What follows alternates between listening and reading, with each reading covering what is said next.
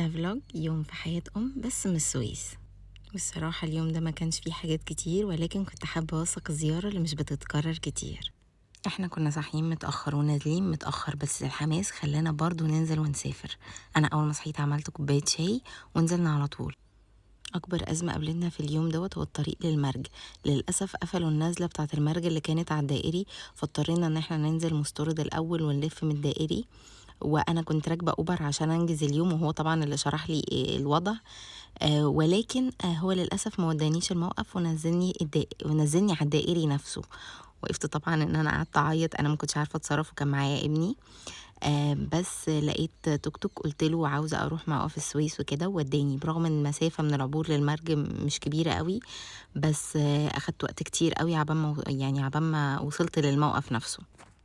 فالناس اللي بتسافر خلوا بالكم ان موقف المرج اتغير لمكان مجهول الهوية، غير جيد التهوية والتنفس في مكان غريب كده. هل بعد كل اللي حصل ده انا هفقد الامل؟ اطلاقا، الحمد لله اتحركنا، وطبعا انتوا شايفين المناظر واحنا ماشيين. ده احنا كده لسه بس على الطريق.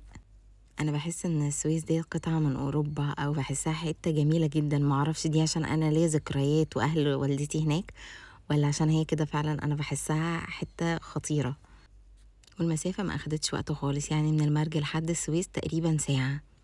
الحمد لله الجو كان حلو والطريق كان تمام. شايفين المناظر؟ ده جبال، يعني المنظر اللي انتوا شايفينه ده جبل.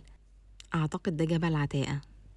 وأنا في الواقع أنا بحب الطريق ده جدا، مش عشان خاطر هو بس بلد أهل والدتي، ولكن عشان كله مناظر مختلفة وجبال خطير. واخيرا الحمد لله وصلنا السويس. مين بيحس زيي انها ليها ريحة ولمة كده مختلفة ومميزة؟ وبصولي على جمال البيوت، عشان ما اقولكم ان انا بحس ان هي قطعة من اوروبا بجد، ما تستغربوش.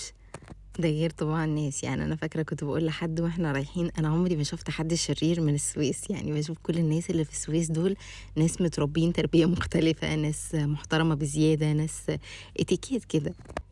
ده غير طبعا ان هم ناس دمهم دايما حامي. اكتر حاجه كنت حابه ان انا اوثقها في اليوم دوت المناظر وشكل المكان نفسه، بعيدا عن الحاجات اللي انا او الاكتيفيتي اللي انا عملتها. انا ما عملتش حاجات كتير في اليوم. كانت زياره عائليه خفيفه كده. ونزلنا الكورنيش. فاكتر حاجه انا كنت حابه ان انا اوثقها مناظر المكان. وطبعا السويس يعني أكلة سمك. حرفيا اللي ماكلش سمك من السويس ما أكلش سمك في حياته.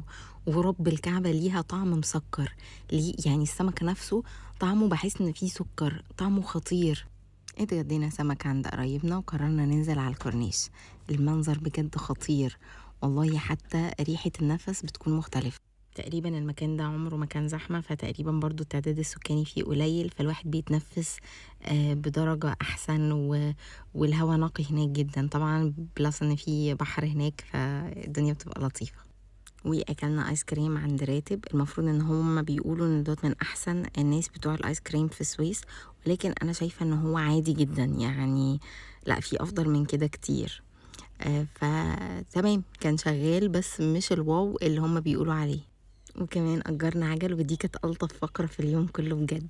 وبما اننا بدأنا اليوم متأخر فاليوم خلص بسرعة، بس انا مبسوطة بفايبس اليوم، وحبيت ان انا اشارككم لحظاتي السعيدة. وبكده فلوج النهاردة يكون خلص. اتمنى اكون رجعتكم بالذكريات للاماكن اللي بتحسسكم ان انتوا فصلتوا بجد. قولوا لي اكتر بلد بتحسوا ان هي مختلفة عن الزحمة ومختلفة عن القاهرة عموما. وبس كده، استنوني في فلوج جديد واشوفكم على خير. باي باي.